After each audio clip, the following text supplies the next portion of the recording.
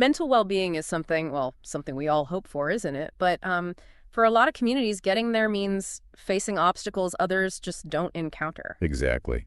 So today we're really diving into that mental health in marginalized communities. And when we say marginalized communities, it's really important to be clear. We're talking about groups who face disadvantages, social, economic, political, maybe because of race, ethnicity, gender identity. Sexual orientation, disability, immigration status, religion, socioeconomic background. It covers a lot. It does. And it's not just labels. It points to real systemic inequities that, shape people's actual lives. And those inequities, they place a huge burden on mental health, don't they? Like higher rates of trauma, stress. Definitely. Yeah. And less access to good health care. Sometimes language or cultural differences get in the way, even facing unfair treatment within the system itself. Right. So our mission here really is to unpack why mental health is such a critical thing for these groups. We need to understand the specific hurdles they face. And I think crucially, look at how we can build a more inclusive and supportive environment for everyone. Okay, let's get right into that then. How does just the experience of being marginalized, how does that actually affect mental health? Because it's more than just individual issues, right? It must stem from bigger societal factors. Precisely. Yeah, you've got to look at what we call the social determinants of health. Okay. Things like, access to education, income level, social support networks. For marginalized communities, these supports are often weaker. It's a direct link to poorer health outcomes overall, and that includes mental health. Can you maybe paint a picture? Like, how do these social determinants actually show up in people's lives? Okay, well, think about racial discrimination, say for Black and Indigenous communities. It's not always just the big overt things. It's that constant low-level hum of bias, maybe needing to be constantly vigilant. That sounds exhausting. It is. It can lead to chronic vigilance, higher stress hormones, which are tied to all sorts of mental health challenges down the line. Or think about low-income communities, the constant financial strain, maybe limited access to healthy food or safe housing. That significantly bumps up the risk for things like depression or maybe substance use as a way to cope. That really drives home how these big systemic problems become very personal struggles. I've also heard the term historical trauma used here. What's that about? Right, historical trauma. This is, it's about the long shadow cast by history. It refers to the sort of collective emotional and psychological wounding that happens across generations because of massive group traumas like genocide, colonization, slavery. So it's not just about the people who lived through it directly. Exactly. The effects don't just stop with that generation. They could be passed down, epigenetically, culturally, influencing mental health in really profound ways for people today in those communities. Wow, that's a heavy concept. The weight of history impacting well-being right now. And then there's also cultural stigma around mental health in many places. How does that fit in? Yeah, that adds another really tough layer. In many cultures, talking openly about mental health struggles it's highly stigmatized. Seen as weakness, maybe? Yeah, often perceived as weakness or something that brings shame onto the person or their family. And this cultural reluctance, it can stop people who really, really need support from ever reaching out for it. So, okay, even if someone recognizes they need help and they want to get it, there are these other specific obstacles just to accessing care for marginalized groups. Let's unpack those barriers now. Right. It's not enough to just want help. The system itself often isn't equipped to properly support these communities. A really big one is the lack of cultural competency among mental health professionals. Okay, cultural competency. What does that actually mean in practice in the therapy room, say? Well, it means the therapist, the counselor, needs to have a real understanding and, importantly, respect for the different experiences, values, cultural backgrounds of their clients. Otherwise, you risk misinterpreting things, maybe giving advice that's totally off base or even harmful. You risk alienating the very people you're trying to help. Imagine, someone from a very collectivist culture seeing a therapist who only focuses on individual achievement. That mismatch can just shut down trust and progress. Yeah, that makes total sense. It really highlights that professionals need training, not just in, clinical stuff, but also in the social, the economic, the cultural realities that shape their clients' lives and mental health. Absolutely. Then you've got the very practical economic barriers. Yeah. Access to care is so often tied up with money. Right. And in many marginalized communities, affordable service is justness. Yeah. They might not exist, or they're incredibly hard to find. Insurance might not cover enough, or People might not have insurance at all.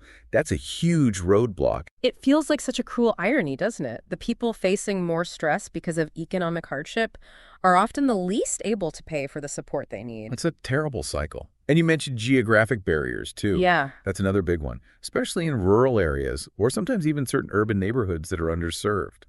There just aren't enough mental health professionals.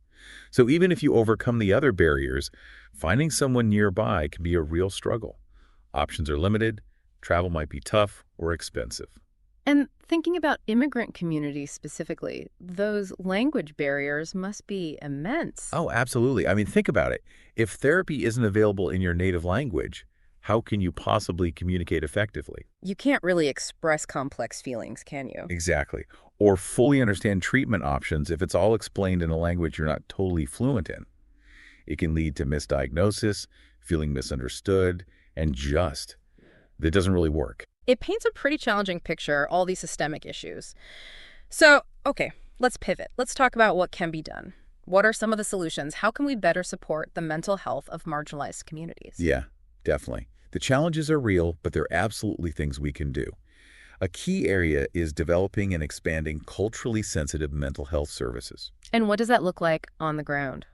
Well, it means a few things. One, offering therapy in more languages. Simple, but crucial. Two, providing resources and ways of working that actually address the specific cultural or social factors affecting that community. Understanding the challenges recent immigrants face versus, say, the impact of long-term discrimination. Tailoring the approach. Exactly. And thirdly, it's about respectfully bringing in community values or even traditional healing practices where it makes sense and where the client wants that. Making these changes can help people feel much safer and more comfortable seeking help, like the service actually gets them. Meeting people where they are, essentially, culturally, linguistically. You also brought up community-based mental health programs. How do they fit in? These are so important for reaching underserved areas. By setting up low-cost or free services right in the community, maybe in local clinics, community centers, perhaps even mobile vans you can get around some of those geographic and economic barriers, it brings the support to the people. Makes sense. And the idea of peer support programs sounds really powerful, too. Oh, they can be incredibly effective when you have people from within that community, people with shared lived experiences, trained to offer support and guidance. Well, that builds a huge amount of trust and understanding. Someone who genuinely gets it. Precisely. People often feel much more comfortable opening up to someone who's walked a similar path or shares their cultural background. And what about the role of, say, cultural and spiritual leaders? Can they play a part? Absolutely. They often hold positions of great respect and trust. So if they encourage seeking mental health care, if they talk about it openly, that can carry enormous weight. It can really help chip away at the stigma from inside the community. Which brings us to that big one, stigma.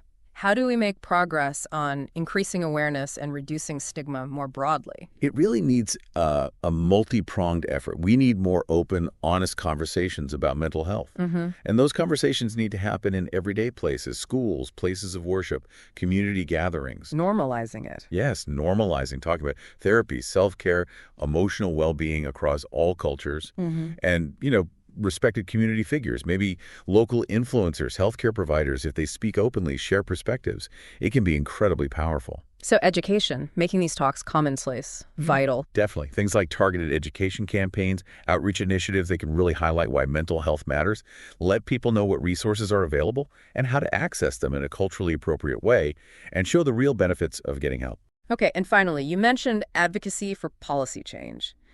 What are the big levers we need to pull at the systemic level? Yeah, for real lasting change, we need policy shifts. That means governments, organizations pushing to expand healthcare coverage, so comprehensive mental health care is actually affordable and accessible for everybody. Makes sense. We also need more funding for mental health programs, specifically those designed to serve marginalized groups and their unique needs. And, this is critical, we need greater representation. We need more people from marginalized communities working within the healthcare system, especially in mental health roles. Why is that representation so important? It builds trust. It improves cultural understanding. It just leads to more effective, relevant care when the workforce reflects the population it serves. Right. It's clear that getting to mental health equity for marginalized communities is, well, it's complex, but it's absolutely vital work. We've covered a lot of significant hurdles, but also some really hopeful paths forward. Yes, and it's crucial to acknowledge those real obstacles these communities face. But I also really want to stress that change is possible. With the right support, the right resources, and those key systemic changes we talked about, we absolutely can build a society that's more inclusive, more compassionate, where everyone's mental well-being is truly valued. And for you listening, if any of this has resonated with you, with your own experiences, please, please know you're not alone in this. There are resources out there. It might be talking to a counselor, finding a support group, even just reaching out to a friend or family member you trust. Your mental health matters. It really does. And maybe that leads to a question for all of us, doesn't it? What role can each of us actually play, maybe in our own communities, our workplaces, our families, to help promote greater mental health equity? Even small actions, can add up to create a more supportive environment. That's a really powerful question to take away because mental health equity, it isn't just about clinics and therapy, is it? It's really a fundamental piece of building a society that's truly just and equitable for everyone. Thank you for joining us for this deep dive.